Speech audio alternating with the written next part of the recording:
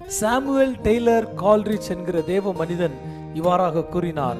பரிசுத்த வேதாகமம் தேவனால் ஏவப்பட்டு மனிதனுடைய உள்ளத்தில் ஒரு தாக்கத்தை ஏற்படுத்தக்கூடிய புத்தகம். அந்த புத்தகம் மற்ற எந்த புத்தகங்களும் எட்டாத என் ஆழ்ந்த உள்ளத்தின் இடங்களை அவைகள் தொடுகிறது என்று. பிரியமானவர்களே, இன்றைக்கு எத்தனையோ புத்தகங்கள் இந்த உலகத்தில் இருக்கிறது. ஒரு புத்தகம் நமக்கு நல்ல ஞானத்தை கொடுக்கலாம், ஒரு புத்தகம் நல்ல அறிவை நமக்கு வெளிப்படுத்தலாம், இன்னும் பல புத்தகங்கள் பலவிதமான காரியங்களை நமக்கு கற்றுக் கொடுக்கலாம். ஆனால் ஒரு மனிதனுடைய உள்ளத்தின் ஆழத்தில் சென்று அவனுடைய இருதயத்தில் ஒரு தாக்கத்தை ஏற்படுத்தி அதன் மூலம் அவனுடைய வாழ்க்கையே முற்றிலுமாய் மாற்றுகிற சக்தி வாய்ந்த ஒரே புத்தகம் என்ன புத்தகம் என்றால் அது பரிசுத்த வேதாகமம் மட்டுமே.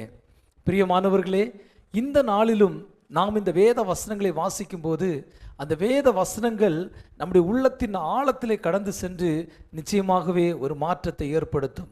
ஒரு இளைஞன் மிகுந்த மனசோர்வுக்குள்ளாகி பல விதமான முயற்சிகளை எடுத்தான் அதிலிருந்து வெளியே வரும்படி. ஆனால் எதுவுமே அவனுக்கு வாய்க்கவில்லை. தன்னுடைய நண்பன் மூலமாய் பரிசுத்த வேதாகமத்தை கேள்விப்பட்டு இந்த வேதாகமத்தை அவன் திறந்து வாசிக்க ஆரம்பித்தான். அவன் வாசிக்க ஆரம்பித்த போது ஒரு வசனம் அவனோடு கூட இடைப்பட்டது. என்ன வசனம் தெரியுமா?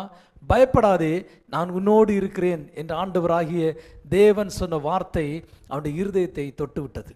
எத்தனையோ மாதங்களாய், எத்தனையோ நாட்களாய் அவன் மனசோர்விலிருந்து வெளியே வர முடியாமல் தவித்து கொண்டிருந்த வேளையிலே இந்த ஒரு வார்த்தை அவனுடைய வாழ்க்கையை முற்றிலுமாய் மாற்றிவிட்டது.